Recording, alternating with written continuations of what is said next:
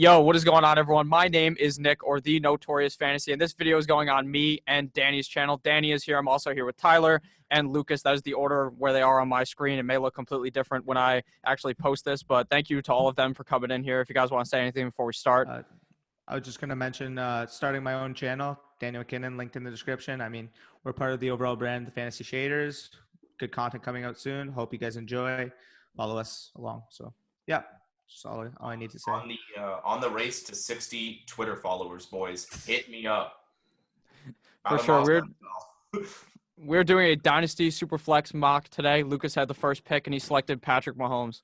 Now, why did you go Pat Mahomes over Lamar Jackson? Well, see, normally I was going to go Drew Lock. No, I'm just kidding. No, Patrick Mahomes, he's the clear 101. There will be the I know me and you talked about it on our QB rankings, our Dynasty QB rankings, the touchdown rate drop, just historic drop. It's going to happen no matter what.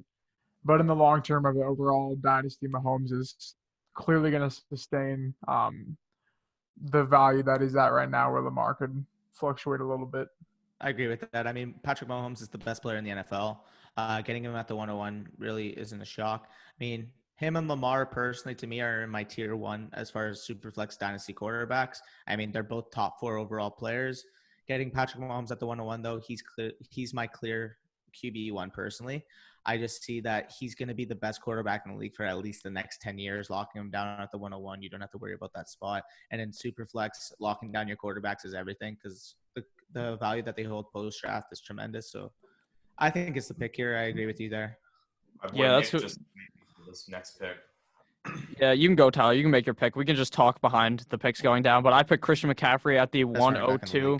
Personally, I think I would rather just go him over Lamar Jackson. Having that huge advantage at the running back is just unreal. Teddy checkdowns is going to throw the ball to him a million times next season. It didn't even matter who the quarterback was, but he was going to be nasty. Christian McCaffrey, to me, is the best running back. And then after that, Tyler selected Saquon Barkley, followed by Lamar Jackson from Danny. So let me get your guys thinking on those picks. Yeah, I want to lock down a top running back. I think there's a lot of really good quarterbacks coming in, and not just that. I think there's a lot of quarterbacks that are about to be really good this year. I think Drew Lock is just the highlight of that. I think Minshew, even really, really late in drafts, could be a decent pickup. So I'm not really too worried about getting quarterback first round. I like grabbing the elite running back first.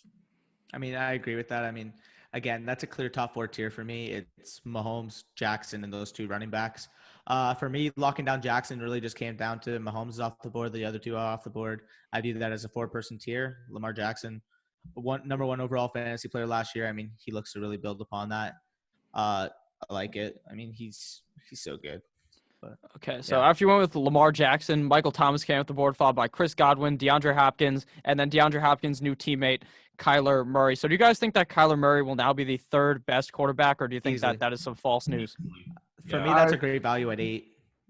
Personally, he would honestly probably be my 106, and the guy after him would probably be my 105. The fact that Ezekiel Elliott made it to 9 is a steal.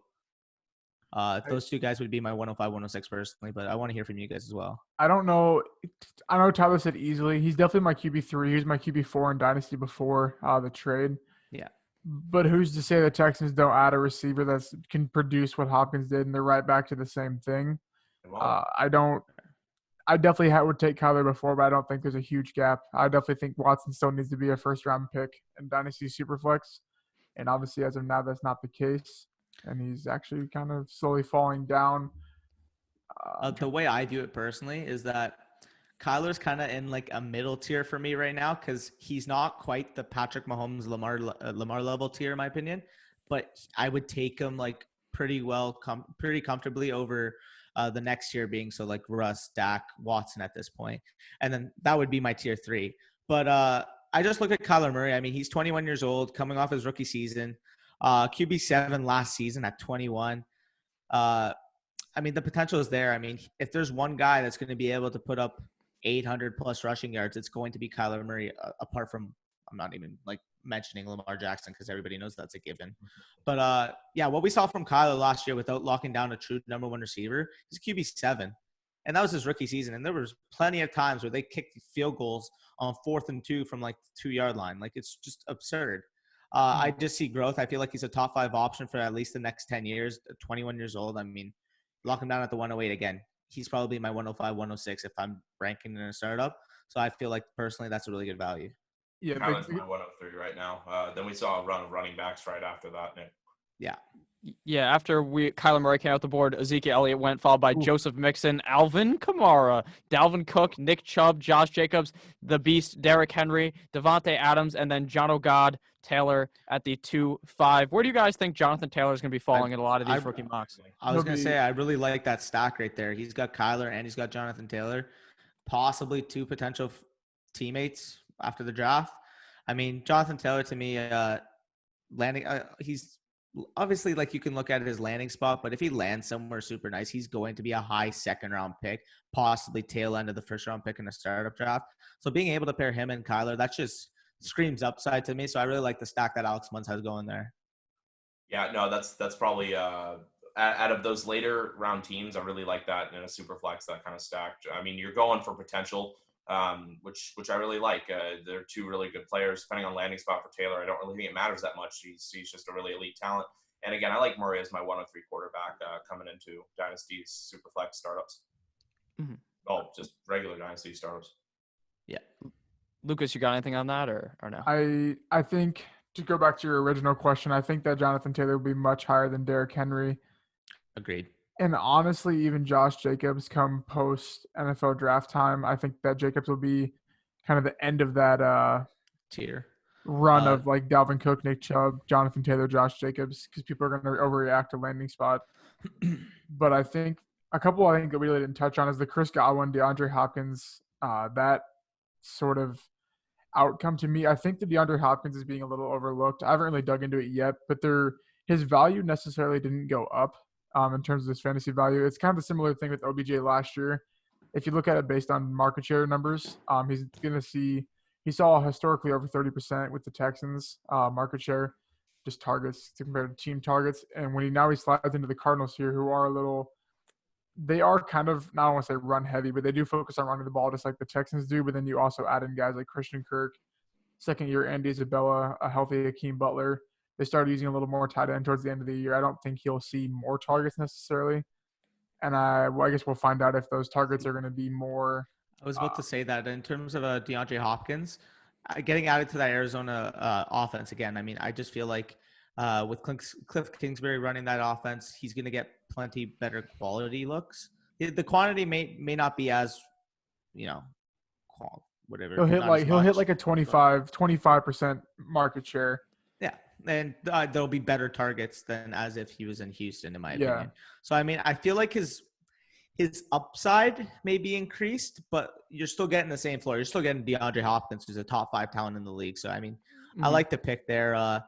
For me here, I'm looking at the 209, and we were just talking about it. I'm gifted Deshaun Watson at the 209 in a SuperFlex dynasty. Like, I don't know how no quarterbacks have gone off the board in the second round, but I'm easily taking the stack here. So let me just do that. And now I got Lamar and Deshaun Watson leading my team for the next 10 years. Yeah, I'm going to go ahead and follow you right up, and I'm going to go ahead and take Russ here. So back-to-back quarterbacks in the second round when we saw none, and then final two picks before the end, we got back-to-back Watson and Russ. What are your differences between the two right now? Age, and I feel like Watson has more overall upside due to his rushing ability. Now, I think Russell Wilson personally is the second best quarterback talent-wise in the NFL. But I just look at the Seahawks as a whole. They're more of a run-heavy team. And whereas Deshaun Watson's just running around making plays. Like, Deshaun Watson has the freedom to do whatever the hell he wants because is Bob going to tell him to do otherwise? Right? So, to me here, it's just the age as well. Deshaun Watson's 24, whereas Russ is 30.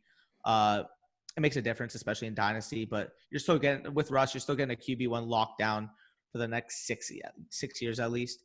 And I noticed we all went quarterbacks in a row, and I love it. SuperFlex, you got to lock down the position. Made me feel a lot better about getting Wilson there at my second pick. I was thinking going wide receiver, went ahead and waited, and glad I just went ahead and pulled quarterback there. All right, so to recap, after Deshaun Watson went, Russell Wilson went by you two, and then I went with Dak Prescott over Josh Allen. That was my debate right there. Lucas obviously picked Josh Allen right after me. To me, there's not really too much of a difference aside from the fact that I think if Dak stays on Dallas, if they decide to pay him next year or sometime this year, that I think he'll just be much more safe over a guy like Josh Allen, but I still love Josh Allen. I was going to mention too. I mean, Dak personally for me is my dynasty quarterback 5, simply because he's still only 26, and the offensive pieces surrounding him are just absurd in Dallas. Like he was a QB2 this year, which probably goes overlooked. And in general, you got Amari Cooper locked down 5 years, 100 mil. You got a young talent in Michael Gallup. Still got Ezekiel Elliott locked down long term, and a good offensive line. I mean, give me Dak. He's coming off his best season as a pro. Still has a good rushing upside. And Dallas is going to pay him, like they have to. So lock him down at 211 there. It's really good. Similar with Josh Allen, young quarterback, good rushing ability. Offense that's just acquired a talented wide receiver. I really like the pick. Good upside. Just want to hear your thoughts on your own pick as well. Yeah, I mean, I think he was. I mean, I don't know where he finished last year as quarterback, but his rushing ability is going to keep growing. He had a Stephon Diggs, which is only going to open up that rushing attack more. John Brown is still there for the deep threat. I think they're going to add a running back through the draft, maybe this second wave of free agency. I don't know why these 4 quarterbacks should not. There should be maybe one of them high second round picks towards the end mostly. of the second. Yeah, but yeah, like Deshaun Watson needs to be an end of the first round pick. I would say Rush. I don't want to say should go last, but I think just my preference, I would put him last in that group of 4. Just because of age, especially. Yeah, but I mean that it's completely subjective to how you're going to build your team. But I think that those 4 guys, they need to be at least. I mean, like Leonard Fournette went above them. The guy might hold out next year when they come to the contract agreements. He had barely just saw. He finally just saw receiving work. Who's to say that's going to continue with a new coach? Even a guy like Derrick Henry, he's had a franchise tag. Who's to say he's not going to hold out without a contract? I think I just look at it a little more safer in general. And you just took the second rookie running back off the board with Diandra Swift. Yeah, quick before that, sorry, go ahead. Kind of sitting here with Miles Sanders and Kenny Golladay. I wanted to go running back in 12 team. The running back class really starts thinning out, though obviously the rookies are really good, but I don't really want to count on them immediately. I feel like I have a team that has to win now, kind of with how I'm setting it up. So went ahead and went Miles Sanders over a wide receiver like Golladay or like Amari Cooper or OBJ. Yeah, I believe Sanders there, good value. I mean, young running back, open offense, locked down to an elite quarterback. He's caught a lot of balls. I mean, he finishes RB15 in his rookie season, splitting time with Jordan Howard last year. There's only room to grow. I mean, he's a top 10 back probably next year. I mean, I don't know. I think he's ultra talented. I'm just kind of concerned with Philly in terms of their usage in running backs in the past. But I mean, in the 3rd round, you have to take the upside there. I love that. Sanders, sorry. And I was going to talk about Austin Eckler as well. I mean, DJ Moore, you guys already know, wide receiver 6 in Dynasty. I have him. I mean, not much to debate there. But as far as Eckler goes, I mean, locked him down 4 years, 25 mil. I mean, in general, like he caught 92 passes last year. He's going to be the lead dog for that team. So I like that pick as well. I'm liking all of our teams as well right now. I mean, yeah. Just to recap real quick, Tyler, before you talk real quick, Josh Allen went from Lucas, and then DJ Moore, Austin Eckler, Miles Sanders, DeAndre Swift, and then George Kittle. I'm just saying this because some people might be listening instead of watching, and then Amari Cooper followed by George Kittle. So you can go now, Tyler. It's the Kittle thing. Are you guys? I mean, I like this kind of late. Was it mid-3rd round pick for Kittle, almost mid-round, a little bit earlier. But do you guys like that value? They're sitting at 305? Yeah, well, he's a clear dynasty tight end 1. I mean, he's 25 and he's producing elite 1,000-yard seasons no matter what.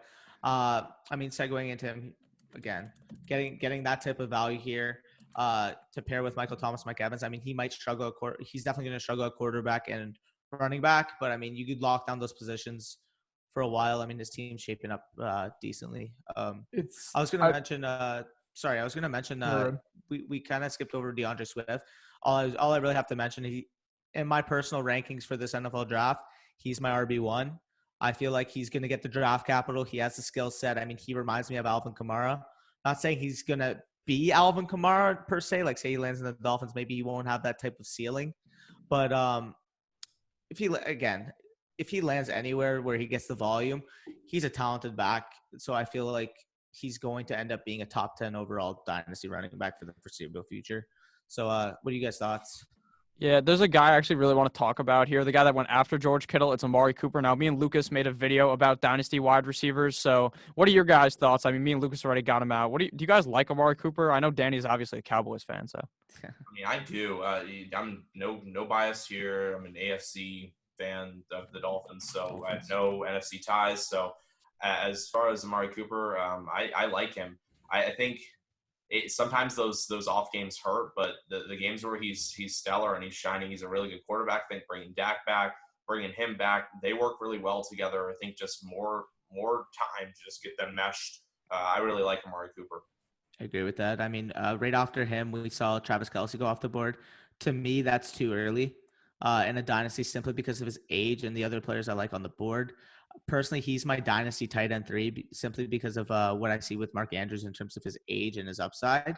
Whereas you can get Mark Andrews in the 4th round, and it's a much better value for me. So to me, Kelsey's going to present you really good current value, but in the future, I mean, I'd much prefer a guy like Andrews in the next round. So I mean, to kind of touch on that, so we're talking about Kittle and Kelsey in that same right. So this is not a non-tight end premium. I mean, we just didn't solidify that as the rules for it.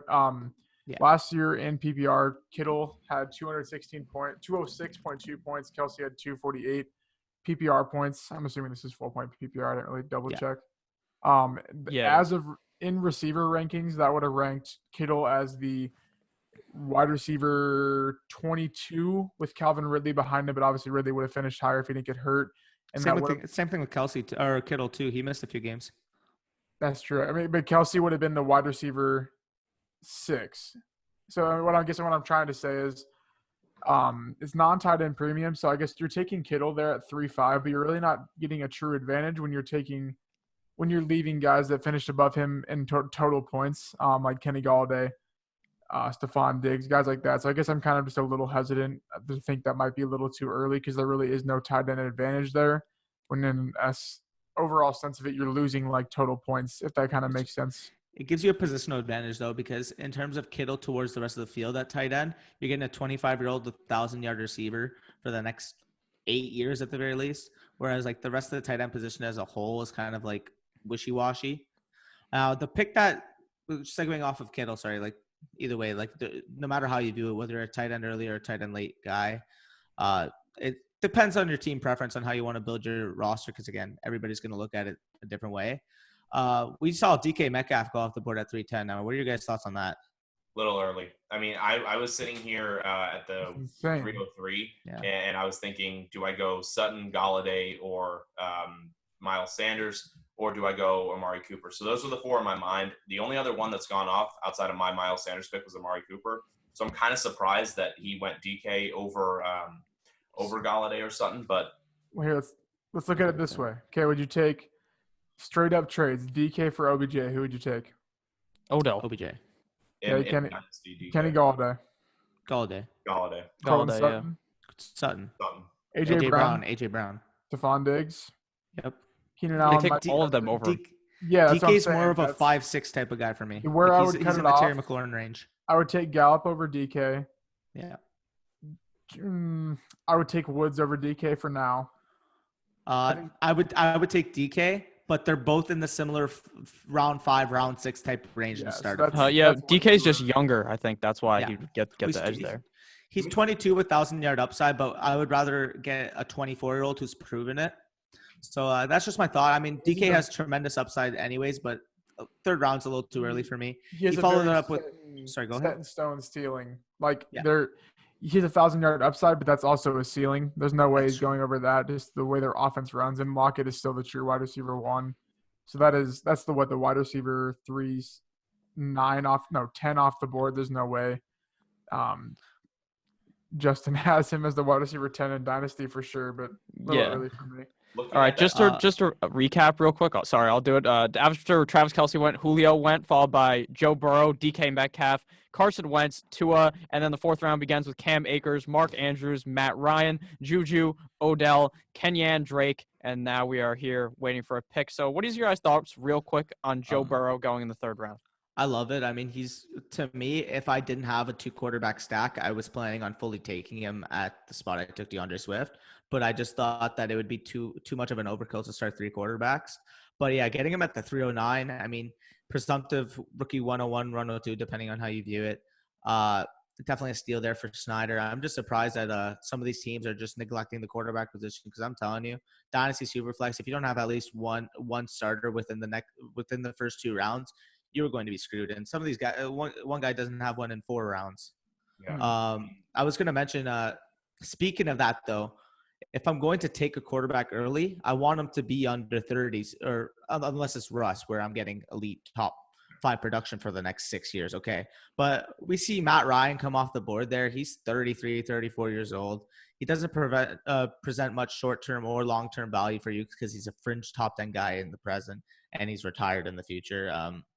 I think the 403 to me there is a little early. I would much prefer a younger option. Like if I'm getting for example, right off the bat, like Daniel Jones, be a good option. 22 years old, coming off a good season, good rookie season. And some other guys I'm not even thinking of right now. But the 3 quarterbacks that went off in the 3rd round, according to plan, Burrow, Wentz, Tua, but Ryan just doesn't really fit in that group, in my opinion. What are your thoughts? Yeah, I wanted to real quick just peek this team. I mean, we got Mixon, Henry, DK, and Ryan so far in that order. That seems really risky, starting up with a dynasty team. I mean, what are you guys' thoughts on that? I mean, especially I mentioned Ryan. He passed on Baker Mayfield to take Matt Ryan, which doesn't make sense to me at all because they have similar upsides and Baker is like 12 years younger. But yeah, no, that team is completely risky. I'm not sure if he wants to compete now or if he wants to compete for the future. DK would suggest he would want to compete for the future, whereas he starts his first quarterback with a 34-year-old Matt Ryan. Like that team's kind of all over the place here for me. Yeah, I want to bring up another team here real quick. The final team, the 12th team, they've got Dalvin Cook, Nick Chubb, Tua, and Cam Akers. So if you guys start the first 4 rounds with one quarterback and it's Tua, isn't that a bit alarming considering he's not going to play this season? Extremely alarming. Extremely alarming. Now, I love the upside that Tua brings, but I would much rather have seen another quarterback so he can kind of be buoyed, if that makes sense. Like if he were to have gotten a Baker Mayfield and then took Tua on the turn, at least you got the quarterback one and can have Tua recover for the year. That's my thought. I mean, as much of a Cam Akers fan as I am, I really think like Cam Akers was a good pick there. Needs to be seen where his draft capital is going to end up. But Danny, you should pick. Oh yeah.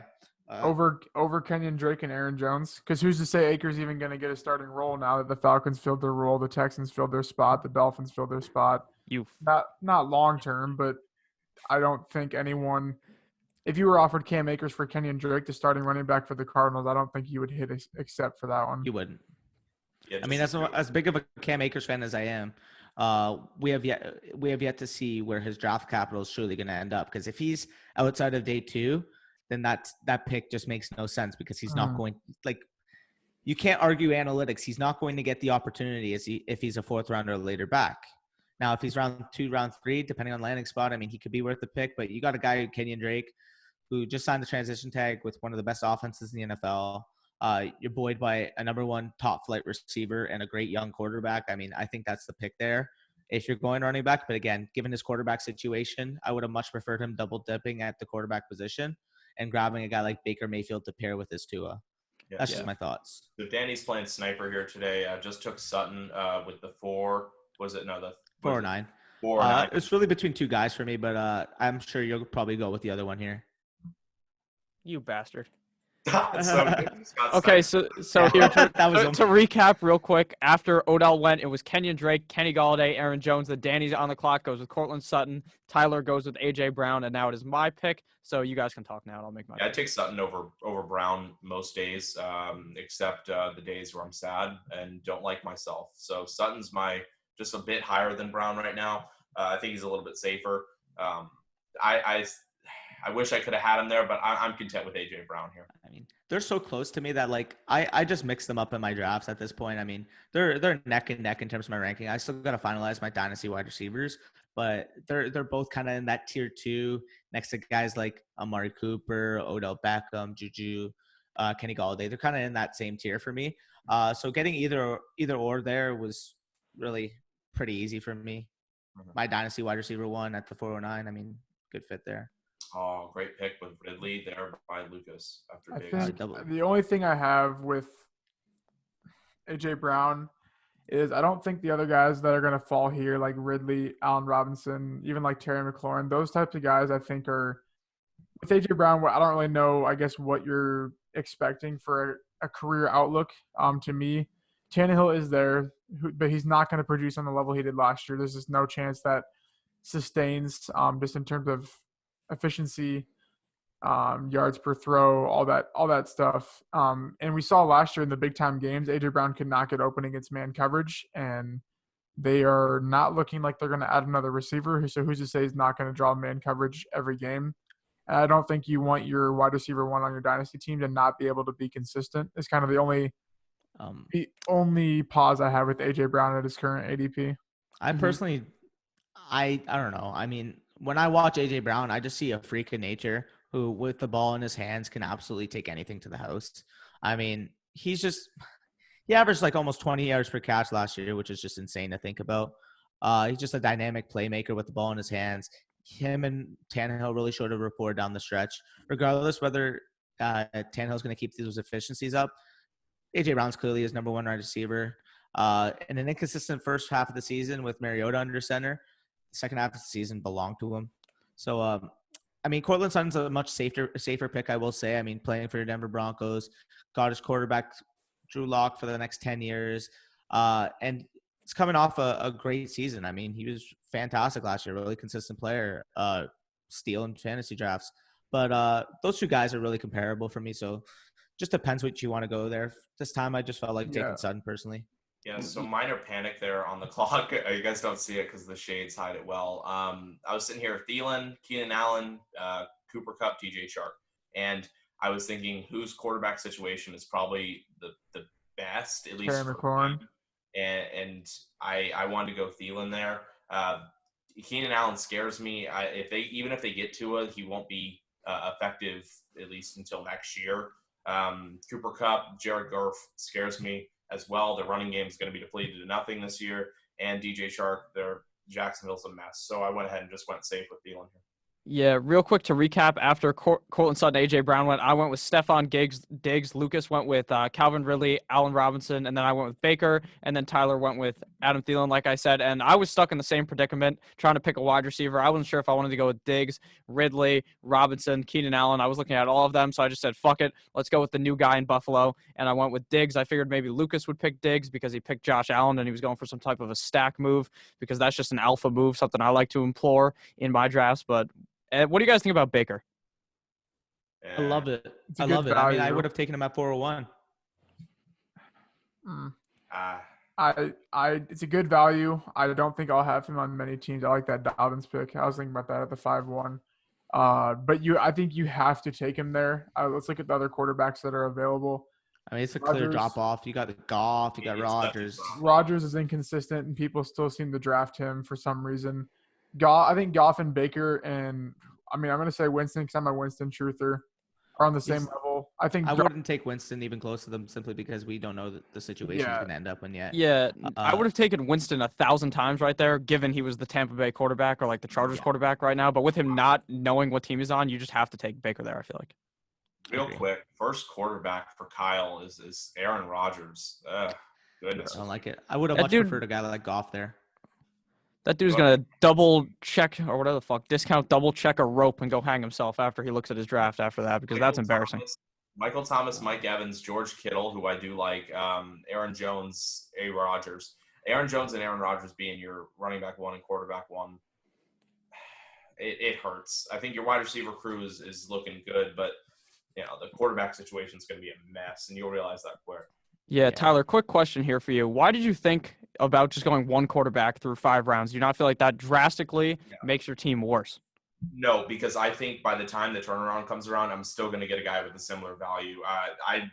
It pains me to want to go with any of the guys that were remaining. So I went ahead and locked down my second wide receiver. So I kind of have my complete starting lineup right now. I'm looking at grabbing quarterback on the come around because I still think the same value kind of guys are still going to be sitting there. I mean, right now we're looking at Jared Goff, Winston. When I was on the clock, Rodgers, Stafford, Darnold. I wasn't wanting any of those guys at that value when I can get Adam Thielen, and I could probably get a guy at the same value on the turnaround. See, my counter to that, though, is if you don't get one of those guys, the way I look at it is straight up post-draft, who will hold more value? Will it be Adam Thielen or will it be Jared Goff? To me, it'd be clearly Jared Goff. In terms of if you need a quarterback, it's going to be much harder to acquire Jared Goff rather than if you need a receiver trying to grab Adam Thielen. That's just my point of view. I mean, Adam Thielen's still going to be a 1,000-yard receiver. He's still locked down to a good quarterback for a few more years. But personally there, I did think you had to grab Jared Goff.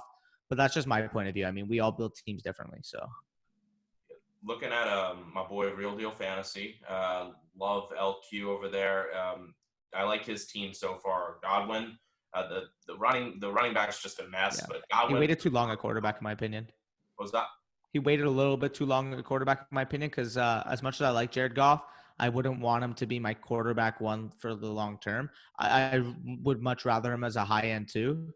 That's just my thoughts. But I mean, again, everybody builds teams differently. Heck, there's quarterbacks that come out every year, so I mean, we'll see. But that's just my thought. Wide receivers are coming together really well for him. Fournette, though, stuck as his only running back currently. I don't like that. I don't either. He's going to get traded. It's going to happen. Like, I just look at it like in terms of would I rather have Fournette or Eckler, Sanders, Swift? I would much rather the three latter picks simply because of age, simply because of like I'm sure about their contracts. Whereas Fournette's up for next year. Does he sign back? In general, I just don't think Fournette is a very good running back, period. So I don't think he's going to get that second contract like a guy like Zeke or one of those, any of those other backs would. Yeah, I mean, last year he only had 3 touchdowns, though. You don't think that really boosts him up if he scores like 6? But he also caught 76 passes, which I don't think that's going to happen whatsoever. Because he's not a good pass catching back. They just force fed him 100 targets because they had absolutely nothing going on outside of Chark because the receivers got hurt. I think with an emphasis on those guys coming back and with Chark's added progression, I think his targets are going to go down. And in general, I just don't think they've made enough pieces. They've added enough pieces to their offensive line to really increase that touchdown total. So, I mean, he could be good short term. And like, if I'm drafting a season long draft, it's a much different outlook. But if I'm taking him in the second round in a dynasty draft, I just not comfortable doing that whatsoever. Yeah, I 100% understand that. So after I went with Baker, then Tyler went with Adam Thielen, and then Danny went with J.K. Dobbins, followed by a 3-quarterback run of Aaron Rodgers, Jared Goff, Danny Dimes, and then DJ Chark, and then CeeDee Lamb, first wide receiver off the board that is a rookie. I know Danny's feelings about CeeDee Lamb. Does anyone think anyone is better than CeeDee Lamb in fantasy? No. Rookie wise, well, yeah, that's what I mean. Rookie wise, I do not. Judy is probably the closest, and I honestly believe that Lamb's in his own tier. I think Lamb, Swift, and Taylor are kind of the 3 set at the top, along with the quarterbacks. Yeah, along with in a SuperFlex league, obviously the quarterbacks as well. So I love the Lamb pick. Looking at that team, that was a needed move. Kind of just how they're laying out their team. They've stayed young, even with some of the veteran players. I kind of like their team forming up right now. Yeah, for sure. What do you guys think about Daniel Jones in Dynasty? Do you think that he will be the long-term option for the Giants, or do you think that he will just pitter-patter off because he can't hold on to the ball? I do. I mean, he's shown plenty more upside than a bunch of other options that have stayed put. You look at over the years, Winston has had his turnover problems, and he lasted a good while as a good quarterback one in fantasy before obviously they decided to go 43-year-old quarterback Tom Brady. And in general, like Daniel Jones is the type of guy where it's just slight mechanical issues he has to fix. I think he's a good, talented quarterback. And getting him at the 5-7 there, you got a youngish team surrounding him apart from Travis Kelce.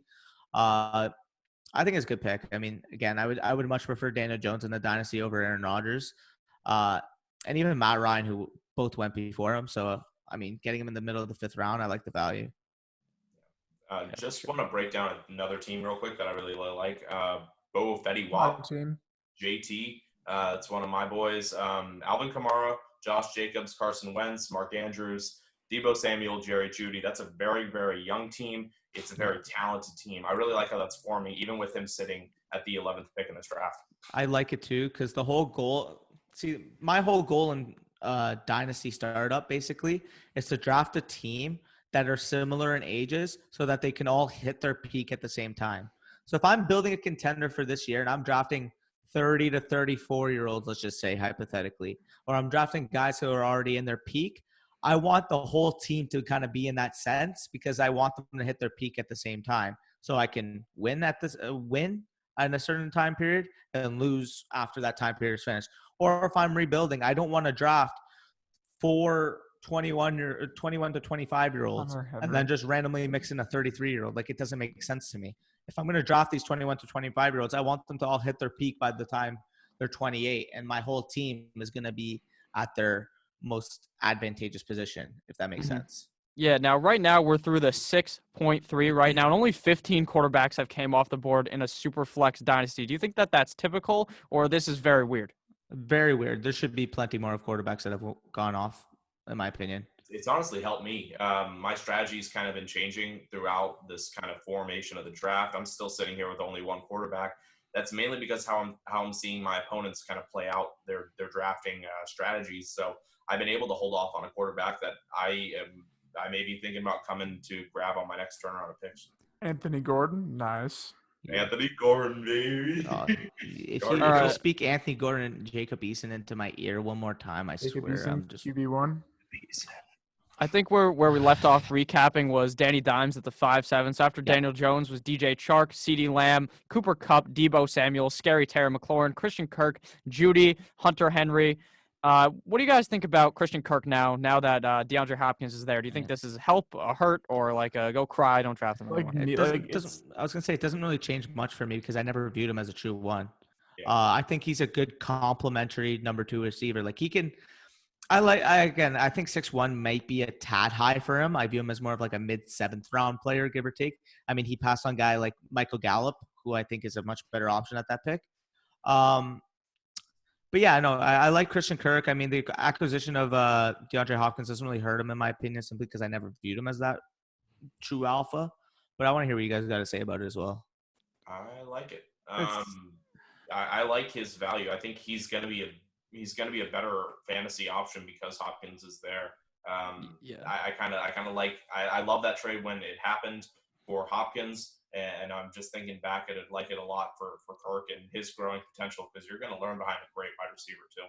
Yeah, for sure. Once Larry Fitzgerald decides to enter the retirement home, maybe 5 years from now at this point, Christian Kirk stonks could go through the roof. So that's very good for him. So after Kirk, I said Judy, Hunter Henry, Marlon Mack, and Melvin Gordon. So I have not made a video on this. I have not talked about this yet on my channel. What do you guys think about Melvin Gordon in Denver? We'll start with Lucas because he's a Denver fan. I mean, I think at this point, I don't know why you would take a guy like Melvin Gordon when there's tons of other just kind of I guess on Daniel's point, how you have to like pick if what you're doing, if you're rebuilding or if you're contending. There's plenty other just kind of like bridge running backs. I think that would be just as good.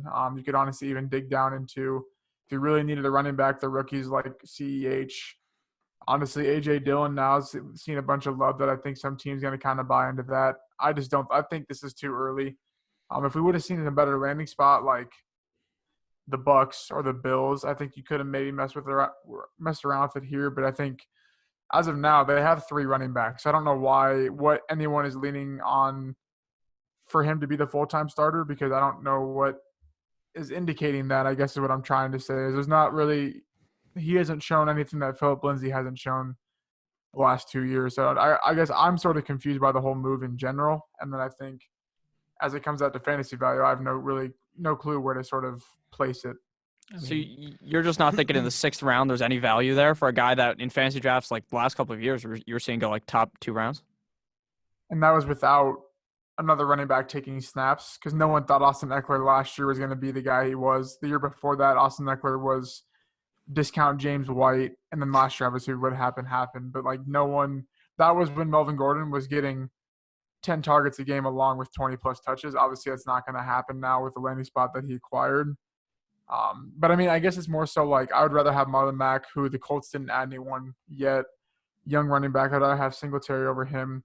I'd honestly rather have Todd Gurley over him for the 1 year he's going to produce in the Falcons, and maybe that'll lead to something more. So I guess I'm just kind of off it at the ADP for Melvin Gordon.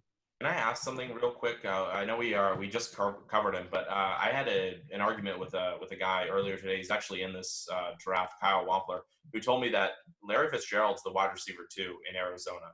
Is that what you guys see? or do you guys see Kirk as the wide receiver too? They're kind of like split in the role. I mean, Fitzgerald is always going to be the slot guy there, at least until he retires. I mean, that's just going to be his role.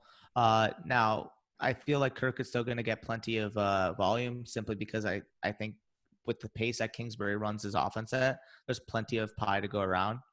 I mean, again, like Fitzgerald's going to be a 40-50 catch guy this year. I don't know. Again, I still like the upside of Kirk long term, and Fitzgerald's not going to be there for too long anyway. So, what do you mean by the wide? Like, what does he mean by the wide receiver too? Like in terms of like snaps or like stats, or like, I guess what are you trying to? Targets and sacks is probably what he was talking about. I was more leaning Kirk. I think Kirk they'll kind of run with his potential. I don't think they'll phase out Fitzgerald. They have the respect for him, but I don't know. I think Kirk's kind of the second guy there to Hopkins now. I agree. Yeah. I just think the role they kind of play, I think with Fitz, I think Fitz will still see that 100 targets just because he will play the slot, like you said. I think Kirk is now with Hopkins there. I just kind of have a little concern about what role he's actually going to have because he's not obviously going to take targets away from DeAndre Hopkins, I don't think whatsoever. So it's just kind of interesting to see what they're going to do there if they are going to move Kirk to a full-time slot role or kind of how they're going to approach that. I agree. Talking about the Sammy Darnold pick there at 607. Solidifies his second quarterback, good young options. I like the fit. I mean, I think Darnold's a talented quarterback who, when given the right weapons on the Jets, can really explode. I mean, they added to their offensive line. They're probably going to draft a receiver within this draft, whether it's first round, which I think they're going to go offensive line, but say second, third round, they had a guy like Brian Edwards. I like the fit. I think they're going to re-sign Robbie Anderson, first of all, considering he hasn't received the market that he was supposed to. What are you guys' thoughts on Sam Darnold there? I think it's a good value. I love the value, because he's just so safe. I'll just talk quick about it. I don't like Adam Gase at all. I think that guy's a fucking dumbass, and I mean, everyone knows that. But I think he could be safe for the future. I don't think he ever has potential to grace the top 12. I just don't think Sammy Mano is that good, but I think he's obviously a safe quarterback too. I mean, I'd more prefer for him to be my quarterback 3, but obviously you're never going to be able to get that, so. Agreed, especially in the SuperFlex Dynasty. Now, I'm at the pick right here, and I'm looking at Keenan Allen, who's been a wide receiver 1 for the past 4 years. There's just no way I'm passing him up here. I mean, quarterback change or not, he's still a talented wide receiver. And the roster I'm looking at that I got now is definitely a contender in my eyes. I mean, I'm young at running back, which might be a concern. But what are your guys' thoughts on Keenan Allen? I think at 609, that's an incredible value. Yeah. He's pretty good there. I mean, obviously, I was considering him, what is it? Almost 20 picks ago, right? Around there. Quick math. 503. Yeah. So I was considering him there. I like the pick a lot. I think he has to be right after like that Allen Robinson, just like Tyler was saying. I agree. I don't know why DJ Chark, who showed like 2 games of what he could do. Honestly, even Kirk, 2 rookie receivers with no landing spot.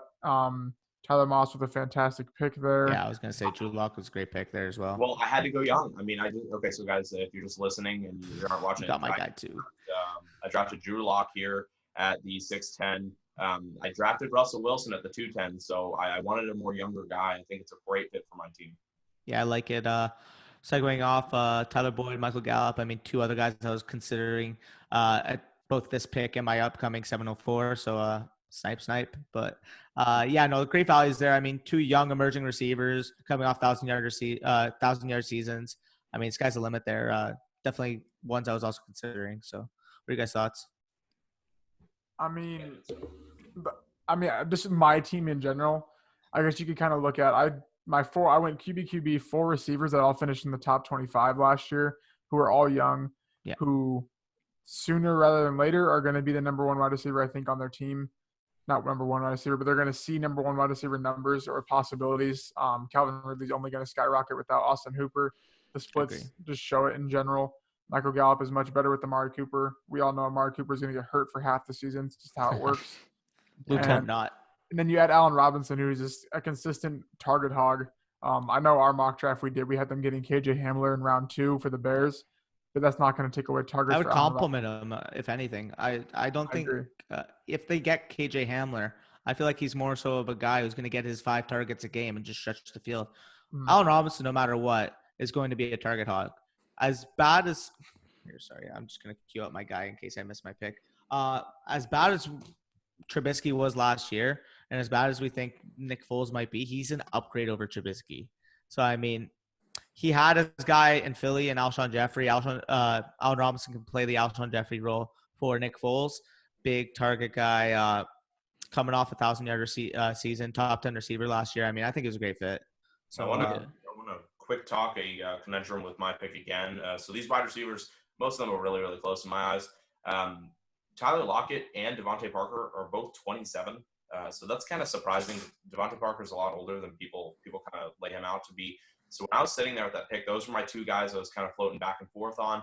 And I just wanted to make sure I grabbed a guy who I think will just be a little bit more productive than Devontae Parker, in my opinion. Yeah, for sure. I'm just gonna make sure I get my pick. So. Here, to go back to recap real quick. So after Danny went Keenan Allen, Tyler went with Drew Lock, I went with Tyler Boyd, and then Lucas went with Michael Gallup, and then Todd Gurley to begin the 7th round. Then I went with David Montgomery.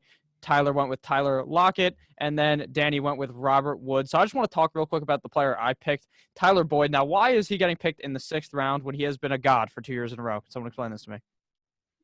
I mean, I think it's good value. I mean, personally, I'm just looking at the board right now. I'd take him straight up over Christian Kirk. Even like Deebo Samuel. I think everyone. I don't know. I mean, the thing about him is he doesn't have the ceiling that you would want, particularly because just simply like he's going to have an unproven rookie quarterback. They brought back AJ Green, but he's going to be a safe top 20, 25 receiver for the next few years at least. He's going to be that guy who's going to get you between 1,000 to 1,150 yards, 5-6 touchdowns, a good amount of catches. Like he's a good, safe floor play. I like the value there. I was thinking again. I told you I was thinking about him at the 609. I just could not pass up Keenan's value there. I like Boyd a ton. Yeah, I love Boyd. He's like one of my favorite wide receivers to pick in Dynasty. The value in the 6th round is amazing for him. Now, do you guys like David Montgomery? I know most people probably hate him. He's so young. I just believe that he will eventually get the chance. I think if you're going to take a running back, you took a good one there. Sitting here in the 7th round, you get David Montgomery. You already have 2 guys, so you're not dependent on him. I like the pick. Yeah. I mean, there's good value there. Young running back, tied to volume. He's going to get the workload this year, hopefully. I mean, regardless, you're getting a starting running back who's young in the 7th round, so it's always going to be good value. Yeah, so would you pick him over a guy like Le'Veon Bell, Carson, Lindsey, Hunt, Connor, all the guys that were on the board? Absolutely. I mean, I look at it, you're getting the safe volume coupled with, I mean, if we knew he was fully healthy, he would be going much higher than this situation. It's just that hip is so concerning. And the fact that the Seahawks have been linked to every running back in the draft has also been concerning. So, I definitely like the value of Montgomery there. I much prefer him over the other options that were given. Okay. You're saying just Gurley as your running back. Are you feeling good about that, or what's your thoughts on Gurley right now? I mean, I think I built it. I got my 2 quarterbacks for the next I don't even know how many years. I kind of don't even know how old they are, to be honest. 15 years, I would say. They're not going anywhere for those teams. I got 4 receivers that are going to be consistent in my lineup every single week, excluding bye weeks, who are going to get targets. They're going to get production. And then I just took a guy that's probably going to line up to be an RB1 if he stays healthy at the 7th round. I think it's just a solid way to build upon it because I think really – I mean, I don't want to say that's like – it's an interesting strategy, but I think that you can find running back consistent streamers in dynasty leagues or in ways you can cycle in running backs pretty easily based on opportunity, but I think it's kind of hard if you don't have any receivers to just throw in guys that are going to see 10 targets a week. I don't know. I was going to mention too, this is a 2 wide receiver, 2 flex type of league. So, I mean, all those guys are going to be in your starting lineup every week. So, I mean, at that point, I mean, for your receiver picks, there were no real running back values on the board that you could have taken over those receivers particularly. Yeah, I mean, I'll gladly take the wide receiver 22 overall as my second flex, I guess is what I'm trying to say. I think it's just a safe strategy. And I mean, I'd rather have 4 consistent wide receivers than J.K. Dobbins, who knows if he's going to be the starter, Cam Akers, who knows if he's going to be the starter. Melvin Gordon's sharing with 2 other guys right now. Marlon Mack doesn't even catch the ball. Like, I think there's definitely more that played into it just than that. And I'll just take Anthony McFarland in like the 10th round, who's going to steal the job of some team. Mm-hmm. Yeah. What are you guys So thinking about? Oh no, you can go, Tyler. My bad. I was just gonna jump on just analyzing one more team here. So Snyder 86. I like Elliott at the value he got him was incredible. Crazy value. 109. I mean, he's my 105 in a SuperFlex. Devontae Parker, great value. Joe Burrow was a good pull. He also got CeeDee Lamb. He got Juju Smith-Schuster in the 4th round. Marlon Mack. His team's coming together really well. You guys like that team? It's a good team. I mean, I would have rather him have gone a guy like Darnold or Locke at his Mac pick personally, or I just gotten another quarterback earlier because I feel like at this point you're kind of at the washy range where like a guy like Garoppolo is going off the board. I don't know. It's a good team. I mean, again, he could always find a quarterback to complement Burrow. But yeah, if I was in that position, I personally would have locked down another quarterback before this pick. Yeah. Now, guys like Ryan Tannehill and Jimmy Garoppolo go back-to-back at the 7-7, 7-8. Which guy would you prefer there? To me, it's Ryan Tannehill by a million. Easily Ryan Tannehill. I mean, personally for me, I look at Ryan Tannehill as actually having top 10 upside, while Jimmy Garoppolo, I just don't think is a good quarterback in general. Like personally, I mean, I want to hear what you guys have to say about that, but I just see Tannehill as being a better quarterback. 100%. Now, to recap another team here, we'll just pick a team that we have not reviewed thus far. Does anyone remember which teams we haven't reviewed? I think the Westerns right now. I'm pretty sure we haven't touched, and Drake, if you want to touch any of those. Yeah, we'll go with Drake here first. So he went with DeAndre Hopkins at the 1-7. His 2nd round pick was Tyreek Hill. 3rd round, he went with Travis Kelce, then Kenyon Drake, Danny Dimes, Devin Singletary, and then Ryan Tannehill. So my thoughts real quick. Overall, I do like this team, but I just don't want to draft a tight end this early in these type of leagues where it's not tight end premium, because if we've seen 1, 2, 3, 4, only 5 tight ends have came off the board by the 7th round. I mean, I love Travis Kelce, but how many more years can he play? Is he really worth it there? I don't know, but besides from that, I really like the team. I just don't trust Singletary, if I'm being honest with you, because I feel like they're always going to bring in like a complimentary back for him. I mean, I agree. I mean, as much as I love Singletary's talent, he's just not going to be the workhorse long term. So, I mean, drafting him at the 606 definitely has its risk in it. Now, he has the upside to fully be a 3rd round startup pick if he gets the volume that we need him to. If he's a 15-touch guy, I feel like he's definitely going to return that value.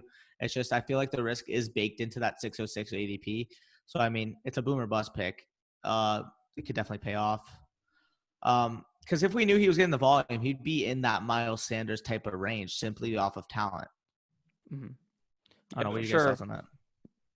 Anyone else? I mean, but say he's not. I mean, I don't think it's a bad pick because obviously he's young. He'll have opportunities. Even if I don't know, like Melvin Gordon was being linked to there, they offered him a contract. He ultimately went to Denver. Say they get like an A.J. Dillon in the draft, or say they get Zach Moss in the draft. He's still going to see enough pass catching work to where I think even at age 26, 27, he'll be a good pick in the 6th round. Because, I mean, would you rather have a guy that catches passes in a PPR league or Marlon Mack who doesn't catch passes? I fully agree. I mean, Marlon Mack is getting 250 touches, but because he catches no passes, he's not going to finish in the top 20. Exactly. And I don't think it's an awful pick by any means. I don't really own any shares of him just because I never really was bought in come rookie draft time, and I just never went and traded for him. Just kind of why I don't, I guess, have him on in my leagues. It's not to say like I wouldn't care to own him or anything, but I think it's a very unique situation. Kind of like he could turn into sort of like what an Alvin Kamara does for a team, or like a James White. Obviously not as efficient, but I think he could definitely do fine there. I agree with you on that. The thing with Marlon Mack pick as well is he's only signed for 1 more year, and the Colts are most likely not going to bring him back. So in the 6th round, I don't think he's worth that startup value simply because of that. He's not going to get signed long term. We don't know where he's going to go. He doesn't catch passes. I mean, I just don't see the upside there in the 6th round. I would much prefer Devin Singletary straight up to Marlon Mack in terms of ADP value there. And he had that choice and took Mack. But I don't know. What are your guys' thoughts on Mack long term? I kind of like the value there in the 6th round, but he's never obviously. I don't know if you said this. I kind of zoned out for a second, but I don't know if he will never catch a pass in the game. Like they're just gonna bring in other guys for that, and that obviously hurts in PPR. But I think that he's very young. He's only 23, 24 years old. So even if he moves on from the Colts and he could potentially get a job somewhere else, I mean, he's 90 times better than all the Tampa Bay backs combined. Stuff like that. So I think that Marlon Mack is pretty good, but if he is gonna not get signed, obviously you don't want anything to do with him. Yeah, USF. Love him. Just want to real quick talk about this. So, again, I took Drew Lock at 6'10". The other quarterbacks going off, I mean, if I had waited and maybe took him on my next rotation, I mean, Ryan Tannehill went off, Jimmy Garoppolo, Kirk Cousins, Newton, Haskins, and Minshew. I would be terrified right now if I was sitting without a second quarterback, which is what Snyder's sitting on the clock without right now. So, you concerned for his team right now. Yeah, he's not going to have a – like I'm just gonna check the board right now. I mean, I'm looking at the quarterbacks available. Stafford's got back problems. I mean, Stafford just won. He picked Stafford. Oh, okay. Well, there you go. Well, there you go. Yeah, I'm gonna be honest with you. I probably would have picked Breeze there over Stafford because at least with Breeze, you got 2 years in him. I mean, Stafford's back is broken as fuck. Well, I know who I want, but I'm not gonna say his name because I'm gonna pick him. But with that said, after Danny went with Robert Woods in the 7th round, then James Conner went, followed by Chris Carson, Tannehill, Garoppolo, Evan Ingram, Mr. Blue Tent. You like that? Kirk Cousins, Karate Kick, Kareem Hunt, Cam Newton, Dwayne Haskins, Gardner Minshew, Raheem Mostert, Matthew Stafford, and then Le'Veon Bell. So Le'Veon Bell, what a fall from grace for that man. Went from like a 1st-round pick straight to the 8th round because Adam Gase is an idiot. What are your guys' thoughts on Bell? No upside with that pick. I mean, Bell's no upset. You guys think it's a steal? He's running back 16 in PPR, and he's locked up there for long term, and he's not going anywhere. I don't see the upside with him, though. I don't see the upside with him. Well, you don't need he's a running back 16, and he just took him as probably like the 30th running back in the draft. I mean, if you ask me straight up who I'd rather prefer, him or Mostert, I mean, obviously he didn't have that position, but I would take Mostert over him. You're fucking crazy. What? I would. I guess what we're trying to say, there's no upside with him. He's running back 16. Okay, but he's never going to be a top 15 back again. Like that situation is a mess. No, he could easily be one. Mess. Why the would situation's a mess. He had 300 touches last year and did nothing. Yeah, he was. I don't know. 300 touches. He was the RB16. Robbie Anderson leaves. They're going to run the ball more, and they're only building up that O-line. They've signed 5 offensive linemen, and they're probably going to draft one. Yeah. Adam Gase leaves. Say they add any coach, it's only going to get better for him. Yeah, they were also without Darnold for multiple games, which obviously hurts their team. Even though I don't love Darnold necessarily as a talent, obviously he's better than whatever trash can they had in there. And I think that Le'Veon Bell was very safe every game. I know he never put up those numbers that you wanted from him, but he was a guy catching a bunch of balls every single game. I know against Cleveland, he probably caught at least 30 passes. They were just dumping it to him every single time. So I think that Le'Veon Bell was a good pick there, but I don't know. I don't see how you can even think that. As your RB3, I mean, I guess, but again, I wouldn't. If he was my RB2, for example, I would not feel comfortable. I mean, okay, so say you got offered Raheem Mostert for Le'Veon Bell, you'd take that? I would take Mostert. I wouldn't. I would honestly not take at Mostert. all. I'm tied to a good line. I'm tied to a good offense for the rest of this. Yeah, but you're tied to a backfield that's cluttered. Yeah. Okay, but Mostert's first of all, what's it called? Tevin Coleman's done after this year. And the other running backs, I mean, Mostert. Jerick McKinnon, God. They're both off contract. Raheem Mostert's what, 26, 27? It's most likely they bring back him as opposed to Tevin Coleman, though. I don't know. I'm just not a big Le'Veon fan long term. I mean, you're getting a 30-year-old running back who decided to easily the worst situation offensively in the league. Yeah, and he's running back 16. Yeah, but in PPR because he's catching like 100 balls because all they did was dump it down to him. Yeah, all they did was dump it down to him last year. I would rather have Damien Williams than Raheem Mostert. I would rather have Damien Williams over Le'Veon Bell as well. No. Yeah. I want to say this. I'm baffled that Devontae Parker. This is like the that's a steal. Second or third 8.6. time that a wide receiver that I was considering around previous almost fell to me. Devontae Parker at 8.6. Is that as insane to me as it is to you guys? I think where the pause is Preston Williams will be back midseason next year. They will probably add a pass catcher of some sort. Mike Gesicki saw more work at the end of the year. I mean, we gave him Ayuk, didn't we, in our mock? Yeah, I don't even know if they'll get someone there, but say they even get like a Pittman or a KJ Hill or literally anyone that's going to draw some targets, and then you add in Preston Williams coming back, who was better than Devontae Parker the first however many weeks before he got injured. I don't think it's a bad pick that you were going to take him at what'd you say, 7-3, I think. Yeah, I mean, that's definitely not a bad pick. I just don't think it's a steal really getting him at 8-6 because who's to say he's not just going to fall back to what he was. And obviously it took him 5 years to do what he did for a reason. So that's why I kind of have some caution with him. Yeah. Yeah, so after Devontae Parker went was Jameis Winston and then Darius Geis. So real quick, I want to know your guys' thoughts on Geis because I would never pick him in my life. Oh, I pick him in the 10th round. In all honesty, I'm not looking at him at 8 at all. Yeah, it's tough. I don't know. It's tough because I could see. I have them in a lot of dynasty leagues, so I just bought him really cheap last year, when he got hurt. But I mean, it was for second and third round picks, so I don't know. It's tough. I don't know why you would take him over a Phillip Lindsay or even a Mark Ingram or Sony Michel. Those guys are guaranteed touches for the next couple of years. It is kind of a bad pick at that ADP, I think, for sure. Yeah, I don't understand it at all. Now, Danny is on the clock. 10 seconds left. Danny, what are you looking at here? I'm looking at a couple guys, but I think I'm going to make my pick. Yes, Danny, I appreciate you because I was sitting here in my chair just shaking over who I was going to pick, Noah Fant or TJ Hawkinson. You made it a lot easier for me. I'm going to go ahead and grab Hawkinson right after you. I mean, segueing back to the Le'Veon Bell thing, maybe I'm just overreacting over 1 year. Eighth round again is still good value for a guy who's shown in the past talent. I mean, I don't know. I think I just got a little bit of a sour taste because of what I saw last year and how he was used. But again, at the end of the day, he got paid. He's going to be used. He's still a talented back. So maybe it was just an overreaction, but yeah. Can I ask your Fant? What was your conundrum there? What were you thinking about? I was thinking about Herbert, first of all. I was thinking about taking a guy like Herbert. So that's what I was thinking about, too. I was going to take 2 quarterbacks in a row. But real quick, want to go back to Jameis real quick. Would you pick him in the 8th round? Because obviously, if he lands on a team, yes, he has the value. But I would have taken Teddy, Herbert, probably the next couple of quarterbacks over him. I easily would have taken Herbert over him, in my opinion, if I need a quarterback there. Winston is not on a team currently, and even if he signs with one. But the best case scenario is he's the starter in Washington, maybe. Where's the upside in that? You know what I mean? I mean, I guess you're getting a guy who's shown to be a quarterback one over the past couple of years, but at the end of the day, no situation he goes to is going to be even close to the one he had in Tampa. Mm-hmm. I completely agree with that. Now, what do you guys think about Teddy Bridgewater right now?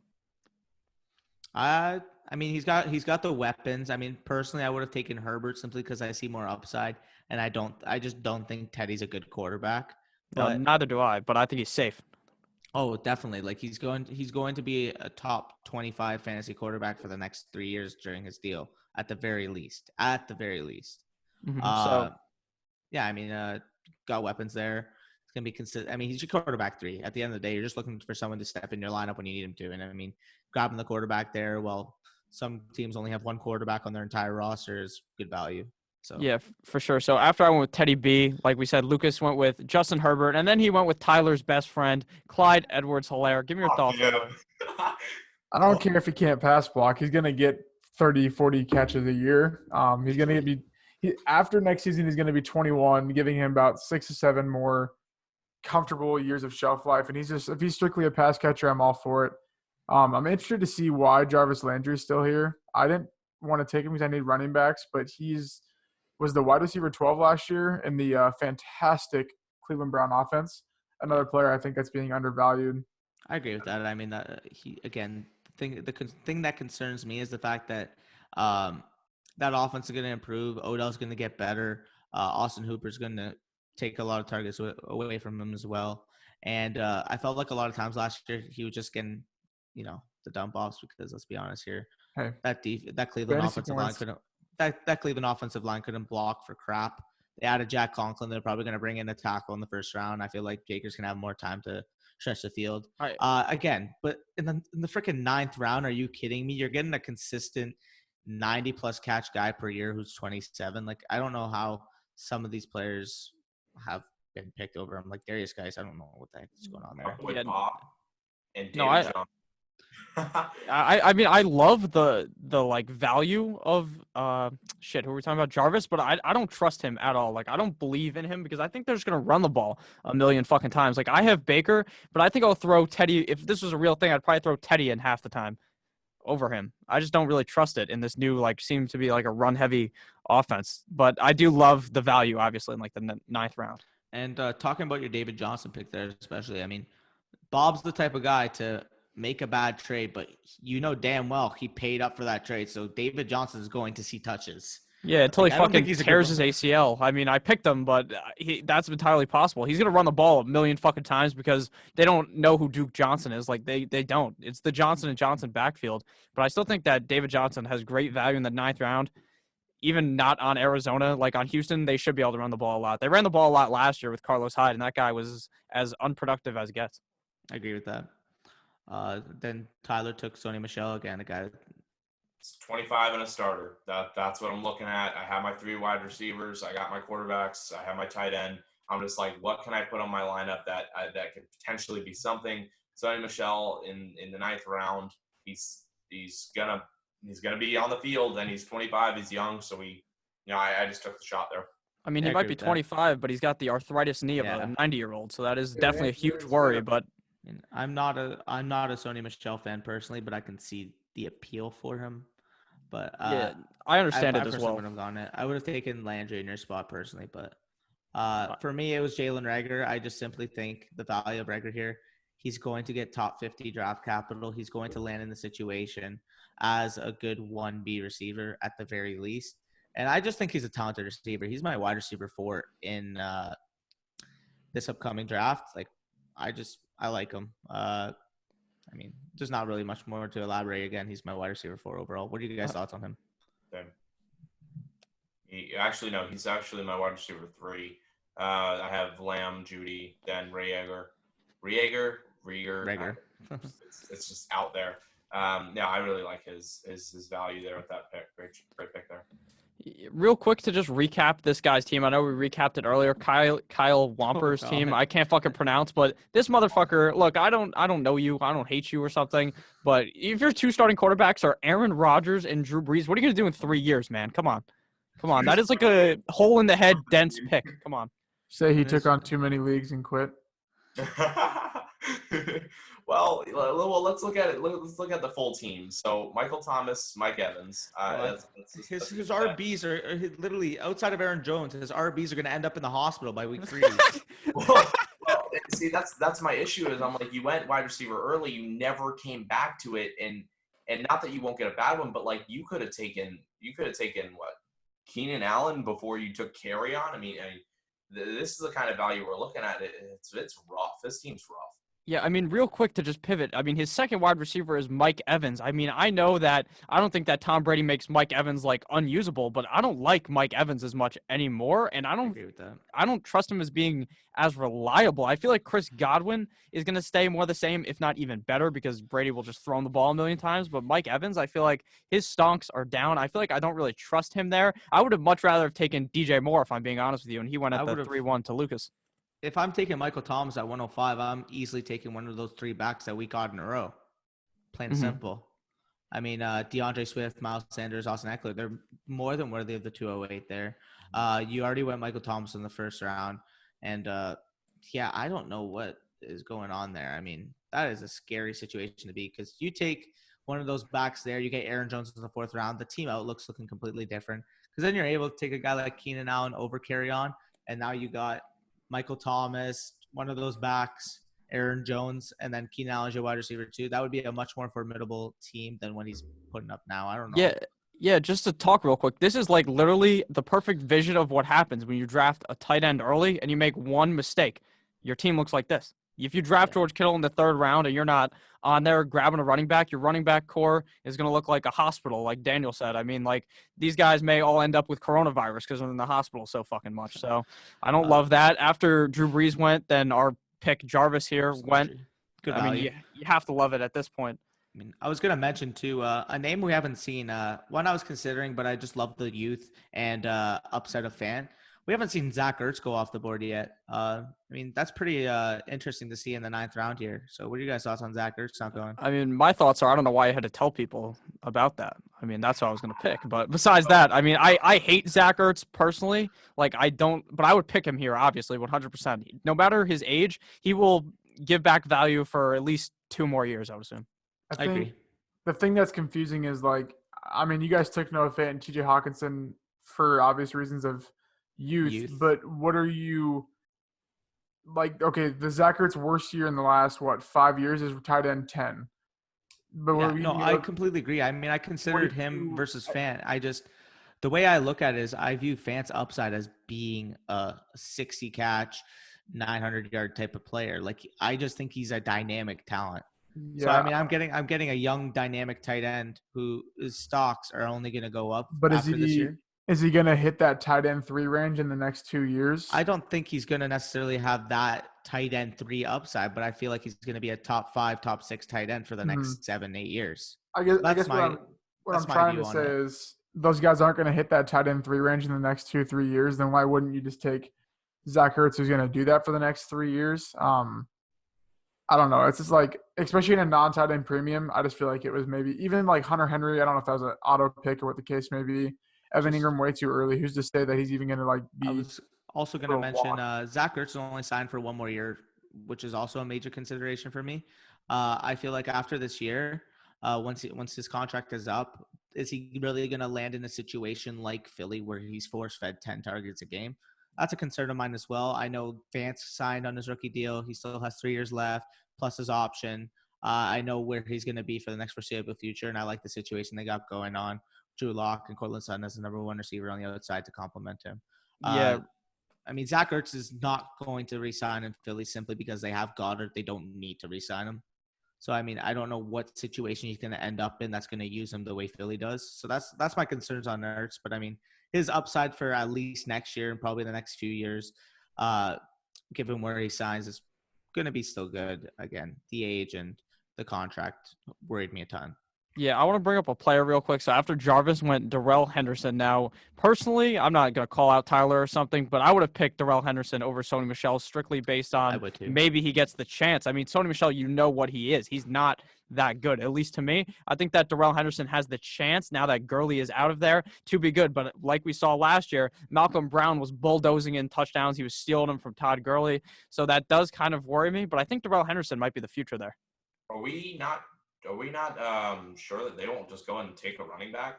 I mean, they could. Because it could happen. I mean, I don't really have the confidence in Darrell Henderson at all. There's a high chance I think Malcolm Brown may be the starter. So I was going with more of a confirmed guy that's going to be the one, even in a rough kind of system there in New England, I would say right now offensively. I'd much rather have him over Darrell Henderson right now. I would prefer Henderson personally due to the upside. I know Michelle doesn't present me with any upside whatsoever. Heck, I would have taken Ingram over Michelle as well, simply because I know he's going to be at least a top 10 back for the next couple years. I would have taken his teammate, James White. That's fair too. Not without Brady. Nah. I mean, you don't think that the new quarterback they bring in will dump it down if it's a rookie? Not to the extent Brady did, I think, because, I mean, he just checks down to running backs. I don't know. It's very interesting because James White's also like 29. I'm not for sure what his contract situation is. But I guess going back to the Sony Michel thing, I think the Sony Michel pick is a very safe pick, is what Tyler's been kind of landing on. But I think if you're safe with that, then you kind of have to be compared to Darrell Henderson as be safe with Darrell Henderson as well, because they obviously got rid of Todd Gurley for a reason, money issues, but they wouldn't have just dumped him without having a backup plan already in place, I guess. So I think Darrell Henderson there is a pretty good risk, or I guess value, I guess you could say. I don't know. It's tough to gauge the running back market now. I think post combine, I think we'll have post draft, we'll have a better gauge of. Yeah, we got to see where landing spots these players go and what happens, but it'll be a developing story. Now, what are your guys' thoughts on Damien Wounds there? Because he's a guy I think in the 10th round possesses a ton of value. I just simply think that the Chiefs aren't going to invest high draft capital in a running back. And even if they do, they've shown over the years that they run a multi-back system. So, I mean, Damien Wounds is going to catch passes. He's going to get at least 10 to 12 touches per game, even if they bring someone in. I don't know. What are your guys' thoughts on that? I think that's a good pick in the 10th round here. I love him. He literally was the Super Bowl MVP. They fucking jinxed him out of it, or they threw him out of it. I mean, when he's healthy, Damien Williams is amazing. Now, the key is, will he be able to stay healthy? I mean, you see multiple parts of the season, the dude's out. He's riding the pine because he's just fucking dead out there. He's gassed. But I like Damien Williams. I think in the 10th round, I'd prefer him to Mark Ingram, if I'm being honest with you. But that's just because I really believe in the Chiefs. And I think that the Ravens people maybe have figured the Ravens out. I mean, I know this sounds stupid. Everyone will say, oh, they figured the Patriots out, and then the Patriots will come back and just beat the shit out of some team in the Super Bowl. But Damien Williams, I think, is just a very safe pick, but his age does worry me, obviously, because he's getting up there in age. So one team I don't think we've looked at yet is Westerns, who's sitting here at the 112, obviously all the 12 picks. What are we looking at wise with his team? How do we feel about that? He took Dalvin Cook, Nick Chubb, then he went to Cam Akers, which I really liked, McLaurin, Kirk, Newton, Haskins, Cooper, and now Justin Jefferson. So stayed young. Some of his team's a little older, but I really like that team and how it's coming together. Yeah, I just want to touch real quick on Austin Hooper. I hate Austin Hooper now in Cleveland, if I'm being honest with you. I don't know why they did that. They have Njoku, who has shown when he was healthy, he was pretty good. Talking quarterbacks-wise, obviously he has 3 quarterbacks, but Tua's not going to play this year. So he's going to be rolling out Cam Newton. Who knows what Cam Newton is going to be doing? And Dwayne Haskins. While maybe in the future, this team probably is amazing. But if we're talking this year, I don't like it. But for dynasty-wise, I think that for the future, this is a very good team, especially adding Justin Jefferson in the 10th round. Yeah, I think you'd look to ship off a guy like Cook, maybe, and bait him to get maybe some picks or maybe some younger guys too, maybe at the end of the season. It's not a win-now team, but it definitely has a lot of really good future value. I think the only thing that's bad with his team is, he has one quarterback that's guaranteed to play next year. Because you say that the Redskins could go get Jameis Winston, then Winston's definitely going to beat Haskins out. I don't know why he wouldn't. Who's to say Akers is a starting running back? Kirk, I don't know. Is he a wide receiver 3? Justin Jefferson, is he a wide receiver 3? I think there's kind of a lot of question marks. Austin Hooper's not going to see the amount of targets that he saw last year. He's the 6th option on that offense, 5th option. I don't know. I think it's a very risky team, I think, overall. Mm-hmm. Now, do you have anything on it, Danny, or can I talk about a different team real quick? I mean, I was just going to say again, reiterate some of the same points. I mean, Kirk as your wide receiver 2 is very risky. I'd prefer him as a 3. Jefferson as your 3, I'd prefer him more as a 4. I mean, again, Tua as your only quarterback before the 7th round is really concerning, especially when the other 2 you take are Cam, who's been injury prone, and Haskins, who just hasn't really shown much, especially last year. I mean, that team was a mess. But I mean, realistically, he could have drafted both Washington quarterbacks if they take Tua. Yeah. Which is not a good thing. Obviously not. It's not a strategy you want to do because, I mean, who's Tua going to go to? I don't know. It's joking. It's my pick now. I mean, this guy made it back to me. I just see the upside given that the Cowboys have an out for Zeke's contract at 27 or vice versa. Tony Pollard's only signed for 3 more years. After that, he's shown the capability and the talent to be a starting running back in the NFL. Getting him in the 10th round presents plenty of upside, especially if Zeke goes down at all in the next couple of years. Tony Pollard's instantly a top 5 back for those replacement weeks. So getting him in the 10th round here in a dynasty, I mean, again, high upside RB3 here for me. I mean, given that my other 2 running backs are rookies here, you can tell I'm building a young upside team. So, I mean, getting Pollard here for me was a good pick, but I want to hear what you guys have to say about that. Good running back. I don't think Zeke plays the full year. He'd probably be out 1 week, and there you go. You got a plug-in starter. As far as looking at my pick right here, I think again with going along with the value picks. I mean, we're sitting here in the 10th round, and I have a guy who there's a chance could be Joe Burrow's favorite target. I'm going John Ross here as my 4th wide receiver. I love the potential of him. I'll take the risk if he doesn't hit with Burrow, but I love the chance that he will. Yeah, now, to me, it's my pick right now. There's just a blatant pick here. I don't have a tight end. Darren Waller is staring me in the face in the 10th round. I mean, they bring in Jason Witten, but who really gives a fuck? That man will be in the booth a couple of weeks into the season. Like, I don't believe in Jason Witten at all. I mean, unless he's on Dallas, I don't think he's going to be getting too many passes. And Darren Waller last season showed a whole ton of potential in Las Vegas now. So I'm going to pick Waller here. To me, that was a no-brainer. I like the pick. I mean, looking back on it, maybe I could have waited on Fant a little bit. Oh, by the way, I was about to take Love, so that hurts. But I could have waited a little bit on Fant. But at the time, I mean, I just looked at it. 22-year-old young tight end, good offense. But again, Waller, great pick. I need the 10th round. Definitely somebody that should have probably went higher. I mean, I definitely would have taken him over Hooper. Definitely would have taken him over. I mean, a couple options. I mean, AJ Green's going off the board in the 9th round before him. Like, I don't know. I mean, here, this is what I was kind of trying to mention earlier. So say you just took Waller in the 10th round, and George Kittle went in the 3rd. Waller scored 2.3 points less per game than George Kittle did. There's no tight end premium. That's where I think people just say the positional advantage. I'm not saying that's wrong, but there isn't. I mean, like, there is, but it's the 2.3 points. So say you took George Kittle. You could have had Amari Cooper. And if we compare the points value of Amari Cooper to, John, I don't even know, like John Brown at this point. Give me a little bit here. He literally could have had Julio or anyone.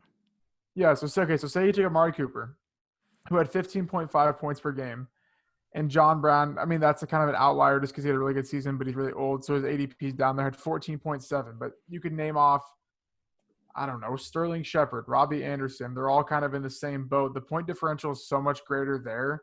Robbie Anderson, 10.5. That's a 5-point per game point differential, whereas you could take a tight end 7 rounds later with a 2-point differential. I guess is what I was kind of trying to say earlier. That's why I think that Kittle pick in a non-tight end premium is just way, way too early. Because, yeah, you are starting a tight end, but you could just cycle tight ends where you can't really cycle top-tier receivers. So I just took Tom Brady here at my 11:03. I want to justify it real quick. I already have Locke and Wilson. I just kind of need that third quarterback, and I really like the potential of him in Tampa Bay. And sitting here at the 11, and I just want to make sure I have a third quarterback just in case so. I went ahead and took Tommy here. I think it's a very solid pick. Safe floor. He's not – I need to research the whole signing of it because I just 2 years, $50 million. 2 years, and he can't get traded, and he can't get tagged. And it's all guaranteed. So give me this. So they're going to completely tear down their whole offense, completely change it to Taylor Tom Brady, to then in 2 years have to rebuild again. Is he going to be able to get the ball downfield to Mike Evans consistently 10 times a game? That's where I don't get the whole sign. When's the last time he threw the ball downfield and it wasn't up to a Hall of Famer and Randy Moss? That's fair. Antonio Brown. Yeah, so when's the last time he threw the ball downfield? Yeah, no, that was. I don't know. The whole signing, I don't understand. I just need to actually do more research on it because it is such a bad football move, but no one cares because it's Tom Brady. It's a terrible organizational move because you're telling me that team's going to go in and compete with the Saints. They're going to go in and compete with the Niners. They're going to go in and compete with, the Seahawks. I don't get the move. I just don't get it. Their team is not ready. They don't even have a fucking running back, for Christ's sakes. I mean, I took Ronald Jones, but that's purely if they just don't draft anyone. They don't have wide receiver depth whatsoever. Obviously, saw last year those players got hurt. They don't have anyone behind them right now. O.J. Howard, they have the corpse of O.J. Howard that can maybe be something. I don't know. It's just a very – Yeah, I think you have to do it if you're the Buccaneers, though. You bring in the GOAT. You get rid of a man who's going to throw 30 interceptions. You fill in with a guy that throws 10 interceptions. I mean, if last year, if Jameis wasn't throwing so many interceptions every game, they probably would have won a lot of those games. And I think that wouldn't have scored as much, though. I mean, yeah, that's true. But I just think Tom Brady will be able to be good enough. Obviously, they're going to make the playoffs. I see no way they don't make the playoffs. Does anyone think they don't? Well, let's name off teams higher. So yeah, well, there's 7 teams making the playoffs now. So how do they not make it? That's starting this year for sure. Yeah. Okay, so the teams I think are better than them right off the bat. Just look at the score. Niners. Let's go Niners. Saints. Niners, Saints. Well, here, start the division. You're telling me they're going to beat out the Saints for the division? No. I don't think so, but they could. Okay, so we'll say. I'll go both of them. We'll say both of them make it. They finished second in the division. Okay, so Saints locks for the playoffs. Saints, Niners. The Packers fucking Packers will probably make it. I would say Packers and Vikings would have to. They did last year. They almost did the year Cowboys, before. Eagles. So what is that? Sorry, Cowboys. No Eagles. way the Eagles make it. No, one Eagles will have the make best- it. Make it. Eagles have like the best offseason of all the NFL teams. Their defense is stacked. And the Cowboys literally fucking replaced Jason Garrett and their kicker, who lost them 3 games at the very least last year. The Cowboys are going to make it. I don't think the Eagles make it. Correct. They made Eagles made it last year, right? Okay. Yeah, last of course year. they made it. But who gives a They did fuck? like 9-7. Who cares? They made it with no receivers, and then they added even more defensive weapons. They have a corner. They're going to add receivers in the draft. Yeah, but Dallas almost made it with the biggest idiot as their head coach. Okay. So we'll start off. Saints 1, Niners 2, Packers and Vikings. We both agree. Yeah. I don't know. I don't know about the necessarily Vikings. They made it last year, and the team They lost a number 1 receiver, and they have no They cornerbacks. didn't use them though. It's not like they had no corners last year. It's not like the free agents they pick up are going to be much worse. Well, they still lost. They still lost Xavier Rhodes, who I will say terrible. He was bad last year, It was but at terrible. the same time, you're still losing a starting cornerback. Clearly, the guys they have that were behind him are worse if he was starting over them. Either way, we're trying to justify for these teams. We aren't saying too much about the Bucs. I think the Bucs. Okay. There's obviously 4 teams locked in. Yeah. And I would say the Saints are going to win the division. Which 4 teams are you locking in? The teams that win the division. Niners. I would say the Saints are going to win the division. Saints, just- Niners, Cowboys, and Packers. I would say. Packers, okay? And 3 Seattle, wild cards. 5. Easily, in my opinion. Yeah. Who, Eagles okay? and Bucks. Eagles, Bucks, Vikings, Falcons, if the team stays healthy. Bro, the Falcons are going to die. They're Falcons terrible. have no defense. If you don't think the Buccaneers make it, I just don't see how that's even possible. In 7 teams, they have to make it. Yeah. I think they could have made it last year if Jameis wasn't went- so They went bad. 7-9 Yeah, last the year. with Jets could have Jameis made the throwing- playoffs last year. God, don't get me started. The Redskins were in the playoff hunt in fucking week 11 or something. Yeah, sure. I 3 don't and know. I 13. just don't. I don't see how you can call this team a win now mode. Because compared to other teams, I guess. I mean, they could. I don't know. Fucking get Antonio Brown back. They're gonna make the playoffs. They're not going to get a B, but they will make the playoffs. They're guaranteed to get Josh Gordon, and everyone's gonna draft him super high. That's already a lock. It always happens. You can already bet on that right now. Josh Gordon's gonna go back, play 1 game, catch a touchdown, and then get caught for weed the next week. No. You can't get caught for weed anymore. He's going to be smoking crack right before the game and be scoring touchdowns. Now, real question, boys. How would you rank it out in the AFC? The 7 teams. Okay, Chiefs 1.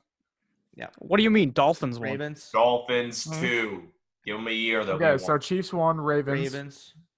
I think Steelers if Big Ben stays if he plays normal. I think you know what I'm saying. If he plays average, they would be in the playoffs. Steelers. If he doesn't die. Bills. Bills are winning that division. I mean, come on. Colts. You guys are Dolphins fans, but Patriots, Yeah, no, the Bills are going to win the division. Patriots when they add Jameis Winston, literally the same team as last year with a better upside. they lost a bunch of defensive pieces, bro.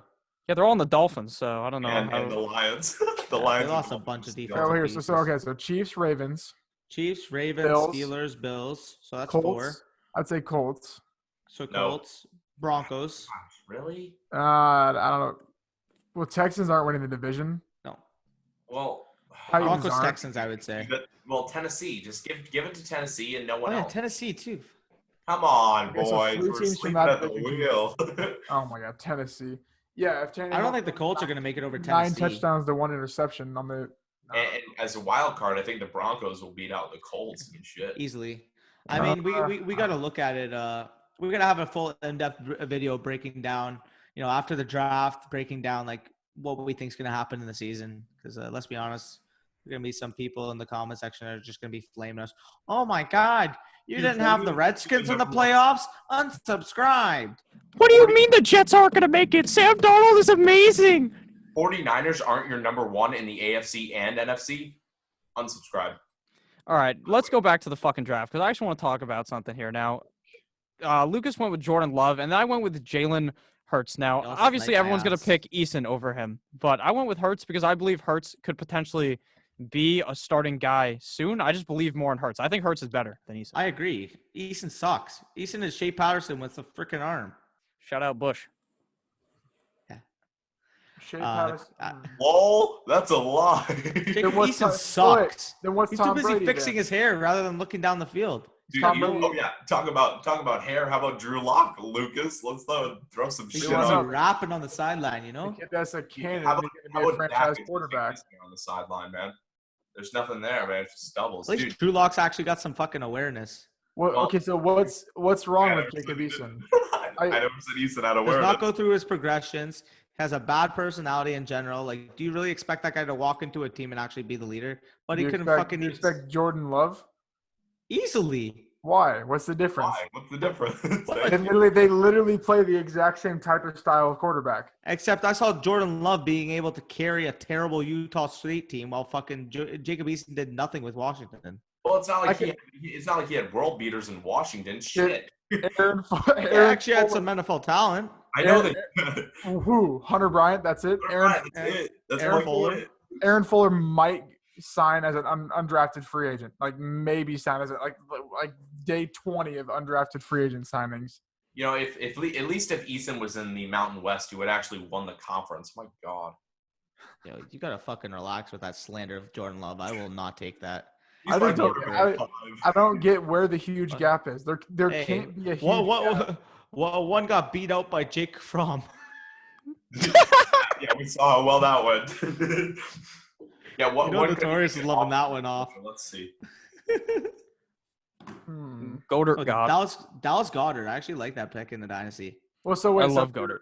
if you're off Eason because he got beat out by Jake Fromm, then you have to be out on Jalen Hurts because he got beat out by Tua. Yeah, but Tua's but the Tua's second actually best a good quarterback in the quarterback. draft, or the best quarterback in the draft. Fucking Who's to say Fromm's Jake garbage. Who's to say Fromm's not going to be a starter this year? He could be. Give me a break. someone What do you dies- throw it past both fucking recruited 30 the yards. They're both recruited the same. But I bet you I could throw a further deep ball than freaking Jake Fromm can. Can't throw it further than Eason. Okay, relax. You wait. Yeah, Okay, no, so you say- can't run faster than my Tell boy me- Jalen Hurts. So. Tell me you put Eason in the Chargers or the Steelers. Oh, why that's, would he do that's that? picking a good spot, but like, Okay, that's where he's not going to land in a bad spot. He's going to go day 2, day 3 to a good team. correct. okay, is he going to be a starter? Do you think long term? Long term, Why yeah. wouldn't he be? I don't Mahomes see him being a was. starter. Mahomes can sling He's it and not then go through. Mahomes. Dude, Mahomes admitted to Love that not. call. Mahomes literally admitted on an interview he didn't know how to read a defense till this year. By the way, I don't see it with Eason, man. Jacob Eason, you need to follow me on my Twitter. I'm your biggest fan. Big hearts out to the Yeah. Yeah, because Eason's totally watching this shit. he is, dude. He's After we great. just slandered him, after I slandered him, it said Yeah, Hurts he's was so bad. Torched Utah's love- defense, the number 2 ranked defense in the nation. And that's the problem with him. He has Jordan Love threw like however many interceptions against like what His Boise 2000 State and Well, like in 2018, he had probably the best year of any quarterback. I hope And so. he had Darwin Thompson as his only weapon. I hope so. He played the Mountain West or how he played Okay, it. he had absolutely no NFL talent around him. What do you expect? That Neither team did Jacob, sucks. neither did Jacob Well, it's not Eason. like he was And Washington. playing for Washington is a good team. Washington They do. freaking Name more than Hunter Bryant and Aaron Fuller on that team. they have Salvin Ahmad. Yeah, Okay, that's a running back. Go- Running backs don't help Okay, that you'd much say for name the- more than one. Yeah, you Like, didn't. You name one. yeah, name more than them. Name more than ones you listed. I can't because there's no one. No, you asked me to, That's what I'm saying. and I You said don't that. I have- said Salvin Ahmad. name more than Name one. any. You named. Okay, we just named 3 on Washington. Name any for that matter on Utah State. Name the 3 on Washington. Have there many that? Okay, who's actually? You didn't gonna be answer in my it? question though. How Name many are any of them on Utah State. Hunter Bryant might go day 3 and might get a chance to play. Ahmad's not going to get. Ahmed's not going to get a chance to play. Neither is Aaron Fuller. So it's the same thing. It's the same thing It's as not definitely having not. anybody. They in your actually team. have defensive pieces as well. Like that, the Washington as a team is a way. Okay, are you arguing with me right now that Washington isn't a better team than Utah State? No, they're better. I will fight you on Well, that look at because the that is competition. ridiculous. It's also about competition too. Who's I that? mean, Wait, who's that bum quarterback that Washington had for the longest time before they had Eason? I don't know. What's his freaking name? He led them to the fucking playoff. Wasn't Gardner Minshew on Washington? No, Washington State. No, No, Oh, who's okay. that? It's He's just- like, you know, Assistant quarterback. I know what freaking, really good quarterback you're thinking of. You keep saying Jordan Love, but you're forgetting him. Anthony Gordon, King, Washington State. What a god! You know what I'm saying? Like, This guy, what a hoot he is. You know what I'm saying? Another Mike This Leach is the system longest mock quarterback. draft of all time. Yeah, well, we're almost done here. We're cutting it short at 12 rounds because it is 12:40 in the morning as we were recording this. But Speaking, another Washington State product, Luke Falk. Look how he did with the Jets last year. Okay, name a Mountain West quarterback. You can't. Yeah, exactly. That's what we're saying. There's no difference between the two. Wait, hold up. There's like this huge gap. Name a good Pac-12. No, I'm joking. Rip the Pac-12. You guys Exactly. That's what I'm saying. There's no difference, but they're the same fucking player.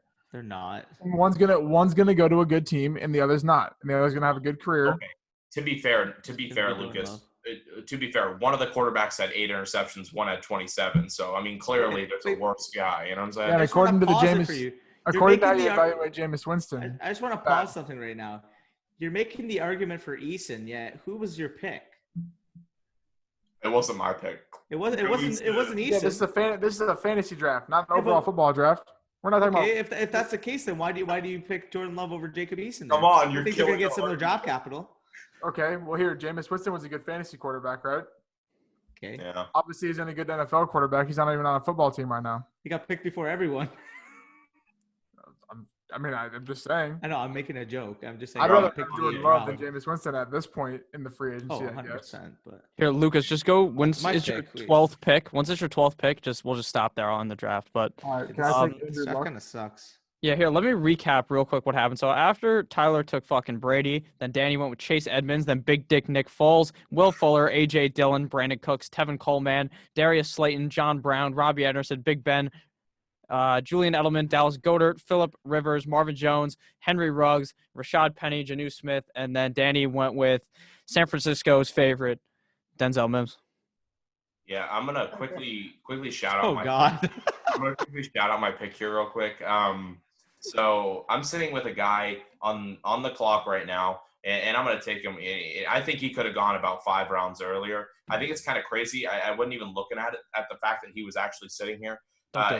Incredible prospect. The fact that you fuck. He's got first round value, no doubt. The kid's absolutely incredible. He's got a rifle arm. He goes by Jacob Eason. I mean, what a god, you know what I'm saying? I was gonna take. God damn it. Oh, I know who I want here. I was gonna end it with that. God damn. At the 12-11, I'm gonna go with fan favorite Titty Boy Higgins. Oh yeah. Can we have my 13th pick just so I can get my backup quarterback? No, fuck you. I'm ending it the second. You take Anthony Gordon right. Actually, look. Fuck you, Tyler. Tyler, you're an asshole. Can we put a meme right here? End the video off with a meme of Booger McFarland. You think I'm gonna edit this? Oh hell yeah! Fuck yeah. There we go, buds. The draft is over. So real quick, who would have been my third quarterback? Let me just see. Oh god.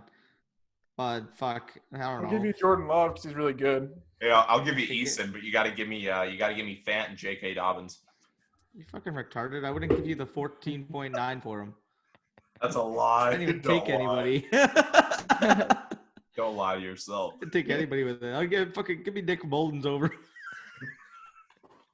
All right, here, wait. Let me just recap real quick before we finish the video here real quick. Lucas's team he went with Pat Mahomes, Josh Allen, DJ Moore, Calvin Ridley, Allen Robinson, Michael Gallup, Todd Gurley, Herbert, Edwards-Helaire, Ronald Jones, Jordan Love, and the GOAT, Anthony McFarland. That's quick grade. Right, just give me a grade real quick, everyone. I give this an A+ for Anthony McFarland. Let's go. Booger Jr. all the way, man. Running back 5. Seriousness. As easily as you pick your nose is how he picked apart the Ohio State defense 2 years ago. It's true. In all honesty, where he's sitting at, I'm just going to be completely real with you guys. I know I'm the memester of this group, but I go A-. Running back crew is really, really weak, but outside of that, everything's locked up. Tight end could have gone, but I kind of like what Lucas did with his team here. Yeah, I like it. All right, then we'll go with my team next, unless anyone else wants to talk about Lucas. Yeah, D- for Notorious. All right, facts. I was going to say, yeah, B+, A-. I mean, aside from like his RB1 being questionable with Todd Gurley, I love every other aspect of his team. So yeah. All right, I like his team as well, probably B+. So I got Christian McCaffrey, Dickie Dak Prescott, Austin Eckler, Stephon Diggs, Baker, Tyler Boyd, David Montgomery, Teddy Bridgewater, David Johnson, Counselor's favorite, Darren Waller, Jalen Hurts, Titty Boy Higgins. Oh, speaking, I forgot to fucking put up the. All right, throw it up there. I'll talk about the team real quick. Wide receivers, I would have liked another one sharing come my off the screen. board. That's fine though. I mean, you're a wide receiver away from looking really good. T. Higgins, I really like. I don't think you'll have the value this year. Future wise, that was a really good pickup. Running back crew's looking pretty nice. I don't like T. Higgins. I like it. I don't like T. Higgins personally, but I mean, for the meme aspect, okay. But I think Chenault would have been a better pick there personally. I'm just not a Higgins fan. I'm gonna go. But yeah, no, it's definitely a B plus for me. Again, the wide receiver 3 is a little weak, but aside from that, you lock down everything else. So Yeah, for sure. I mean, if the draft went longer, I probably would have drafted like 4 wide receivers in a row. But easily. After that, we got. Oh, Lucas, do you have anything to say about my team besides that it's a D? I think your team is very safe.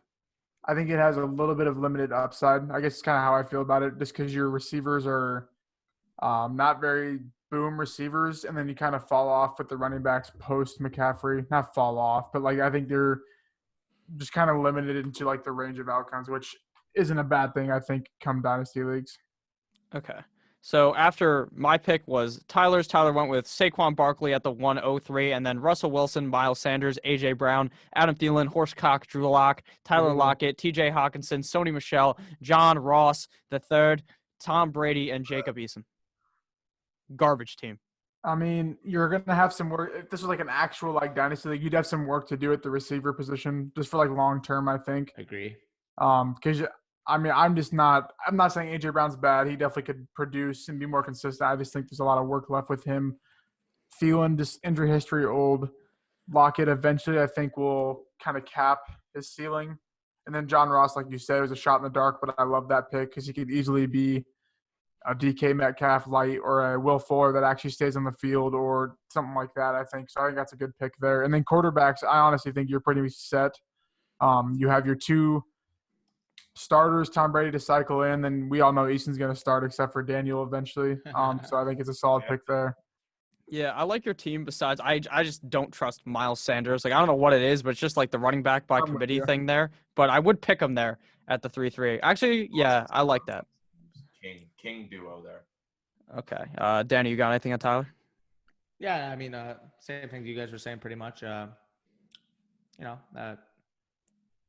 pretty much. I know. Okay, nice. All right, now Danny's team. Unless you guys want to break down the other teams, I don't think we are. We're just gonna go. No, Danny's we'll just go R4.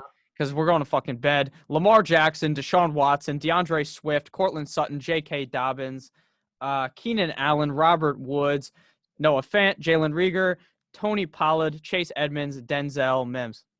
Okay, you have a great receiving core, great 2 quarterbacks that has solid value, but you don't have a guaranteed starting running back. That's the only thing. I think at this point I can guarantee that Swift is going to be, but I agree other than that I do have concerns. I would have said, like, breaking down my own team, for example, I probably should have grabbed a quarterback 3 earlier, which I was thinking about multiple times. I just love value. I mean, you don't necessarily need to. I mean, because in what situation are you going to bench Deshaun Watson and Lamar Jackson besides a bye week?